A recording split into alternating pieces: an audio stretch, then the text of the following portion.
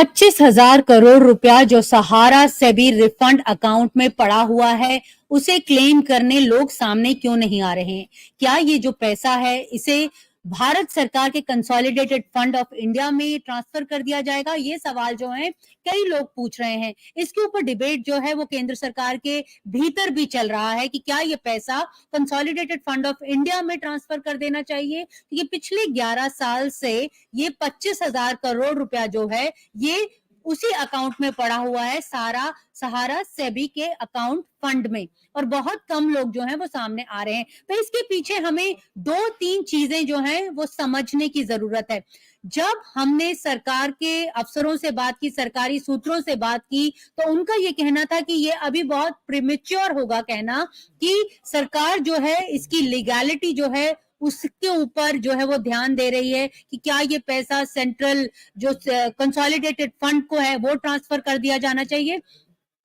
इसके पीछे वो तर्क ये दे रही है क्योंकि जो अभी जो प्रक्रिया है, जो प्रोसेस है, जो कोऑपरेटिव सोसाइटीज को जो पैसा डिसइम्बर्स करने का जो प्रोसेस है, जो एक सहारा रिफंड पोर्टल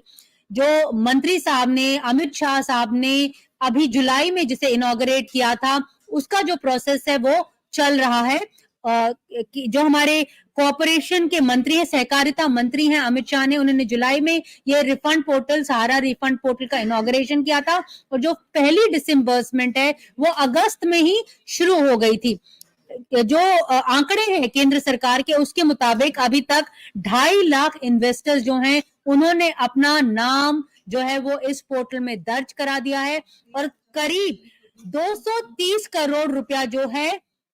उसका वितरण किया जा चुका है केंद्र सरकार द्वारा। अगर आपके पास आधार कार्ड है, मोबाइल फोन है, आपका आधार और मोबाइल लिंक्ड है, आप इस पोर्टल में जाकर अपने आप को रजिस्टर करते हो, तो 45 दिन के अंदर जो पहली रकम है, 10,000 रुपए की ये रकम है, वो आपके अकाउंट में ट्रांसफर कर दी जाएगी। केंद्र सरकार ने ये जो कैप है 10,000 इसलिए लिया क्योंकि उनका कहना था कि अभी वो स्मॉल टाइम इन्वेस्टर्स के ऊपर फोकस कर रहे हैं। तो चाहे आपका अमाउंट कितना भी हो, 4 लाख हो, 5 लाख हो, 6 लाख हो, 10 लाख हो, लेकिन जो पहले 10,000 रुपए की रकम है वो आपके अकाउंट में 45 दिन के अंदर जमा कर दी जाएगी, जब आपका रजिस्ट्रेशन जो है वो क्लियर कर दिया जाएगा। ये जो पोर्टल है ये ऑटोमेटेड प्रोसेस है, स्ट्रीमलाइन प्रोसेस है, स्ट्रक्चर्ड प्रोसेस है, तो इसमें कोई हेरा फेरी की गुंजाइश भी नहीं है। अक्सर हमने देखा है कि लोग पहले पेपर भरा करते थे, फॉर्म्स भरा करते थे, तो उसमें गड़बड़ी होने की जो आशंका थी वो ज्यादा थी, लेकिन ये पोर्टल जो है बहुत स्ट्रीमलाइन कर दिया गया है सहकारिता मंत्रालय द्वारा, ताकि जो आपका पैसा है सही लोगों तक ये पैसा जो है वो पहुंच जाए।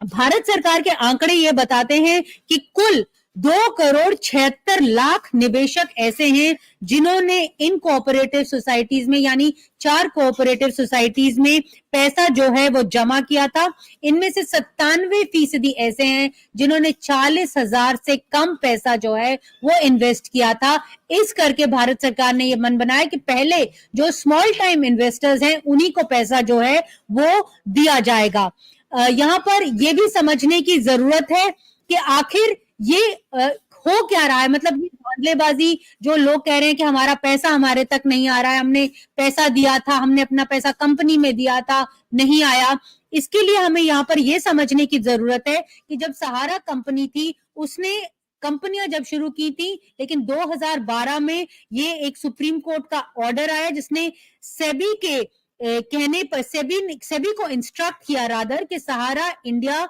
रियल एस्टेट कॉर्पोरेशन और सहारा हाउसिंग इन्वेस्टमेंट कॉर्पोरेशन, ये दो वो कंपनियां थी जिसमें शुरू में पैसा जो है, जो निवेशक जो है इन्वेस्ट करते थे, लेकिन जब उन्होंने अपने पैसा वापस मांगना शुरू किया तो उन्हें पैसा नहीं मिला। तो ये मामला सुप्रीम कोर्ट में पहुंचा। तब सुप्रीम कोर्ट ने सेबी को कहा कि इन दो कंपनीज को बोला जाए कि ये अपना पैसा जो है वो इन्वेस्टर्स को वापस करें इंटरेस्ट के साथ। इसके चलते उन्होंने कहा कि 25,000 करोड़ रुपया जो है वो सेबी को ट्रांसफर कर दिया जाए। तो कंपनीज ने कहा कि उनका दिवाला निकल गया, उनके पास पैसा नहीं है। तो ऐसे में जो सहारा ग्रुप है उसने 4 कोऑपरेटिव सोसाइटीज जो है वो शुरू की। तब जो निवेशक हैं उन्होंने 80,000 करोड़ रुपया जो है उन कोऑपरेटिव सोसाइटीज में छोटे छोटे निवेशकों ने जमा कर दिया। ये पैसा जो कोऑपरेटिव सोसाइटीज का था, जो सहारा है, उसने सुप्रीम कोर्ट के जरिए सेबी में इसका 25,000 करोड़ रुपया जो है वो ट्रांसफर कर दिया, और जो बाकी का पैसा था वो एम्बी वैली जो प्रोजेक्ट है वहां पर उन्होंने निवेश कर दिया, वहां पर उन्होंने इन्वेस्ट कर दिया। तो ये 25,000 करोड़ 2012 से वहां पर पड़ा हुआ है। तब जब कोऑपरेटिव सोसाइटी के भी जो शिकायतकर्ता हैं सामने आने लगे, उन्होंने कहा हमारा, क्योंकि हम छोटे निवेशक हैं, हमारे को पैसा नहीं मिल रहा है, तब केंद्र सरकार ने ये मन बनाया और उन्होंने सुप्रीम कोर्ट को अप्रोच किया और उन्होंने बोला कि ये पैसा जो है किस तरह से इन निवेशकों को, छोटे निवेशकों को वापस किया जाए। तब सुप्रीम कोर्ट ने यह निर्देश दिया कि जो 25,000 करोड़ रुपया है उसमें से 5,000 करोड़ रुपया जो है वो सहारा कि जो कोऑपरेटिव फंड है उसको दे दिया जाए। अब जो पैसा रिफंड किया जा रहा है सहारा पोर्टल के जरिए, वो 5,000 करोड़ में से ही पैसा जो है वो रिफंड किया जा रहा है। अब तक जैसा मैंने आपको बताया कि 2.5 लाख इन्वेस्टर्स जो हैं वो सामने आ गए हैं, जिन्हें 230 करोड़ रुपया जो है वो दे दिया गया है अभी तक। लेकिन ये जो प्रक्रिया है वो अभी भी चल रही है, जिसके चलते केंद्र सरकार का कहना है कि ये कहना गलत होगा कि अब ये पैसा जो है वो कंसोलिडेटेड फंड ऑफ इंडिया में किया जाएगा। यहाँ पर ये भी डिस्कस करना बहुत जरूरी है कि जो सहारा श्री है सुब्रतो रॉय, जब उनकी अकस्मात डेथ हो गई 14 नवंबर को, तब निवेशकों के बीच में ये बहुत बड़ी एक संशय था, एक भ्रम था, एक डाउट था कि क्या उनका पैसा उन तक आएगा या नहीं आएगा। इसके ऊपर केंद्र सरकार का कहना है कि जो जायज पैसा जिसका है उसे वापस दिया जाएगा, चाहे वो कंपनीज के जरिए उन्होंने इन्वेस्ट किया था या फिर उन्होंने कोऑपरेटिव सोसाइटीज के जरिए उन्होंने इन्वेस्ट किया था। सारा जो जायज पैसा है उन लोगों को वापस दिया जाएगा, ये केंद्र सरकार का ये कहना है। लेकिन दिलचस्प बात यहाँ पर यह है कि जब मैं बात कर रही थी ऑफिसर से, तो जब मैं उनसे पूछ रही थी कि आखिर क्या वजह है कि कंपनीज जो सेबी में इतना पैसा पड़ा हुआ है 25,000 करोड़, क्लेमेंट्स जो है वो आगे नहीं आ रहे हैं, लेकिन क्लेमेंट्स जो हैं वो कोऑपरेटिव सोसाइटीज के लिए क्लेम करने के लिए सामने आ रहे हैं। तो इसलिए एलिजिडली कयास लगाए जा रहे हैं सरकार द्वारा कि ज्यादातर जो ब्लैक मनी है, चाहे वो पॉलिटिशियंस का हो एलिजिडली या फिर कहें कि बड़े बड़े बिजनेस हाउसेस का हो एलिजिडली, कथित तौर पर यह माना जा रहा है कि उन लोगों का पैसा है, इस करके कंपनीज का जो पैसा है वो क्लेम करने सामने नहीं आ रहे हैं। लेकिन जो कोऑपरेटिव सोसाइटीज हैं वो स्मॉल टाइम इन्वेस्टर्स हैं, तो वो लोग जो हैं वो ज्यादा क्लेम करने सामने आ रहे हैं। अभी तक जैसा कि मैंने आपको बताया कि 2.5 लाख के आसपास जो लोग हैं वो सामने आए हैं और 230 करोड़ रुपया जो है उन्हें दे दिया गया है। यहाँ पर यह भी बताने की जरूरत है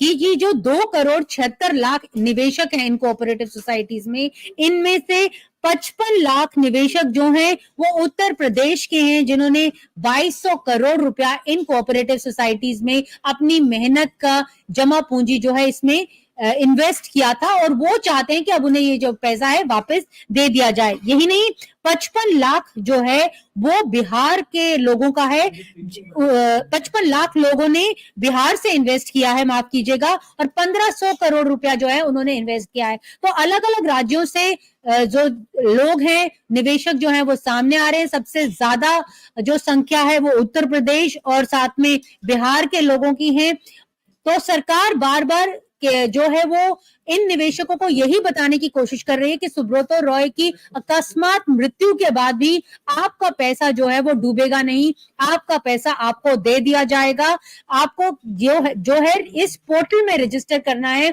आपका फोन नंबर और आधार अगर लिंक्ड है तो विद इन 45 डेज जो पैसा है वो आपको दे दिया जाएगा। तो इस करके ही सरकार का कहना है कि बेशक से legality of transferring of funds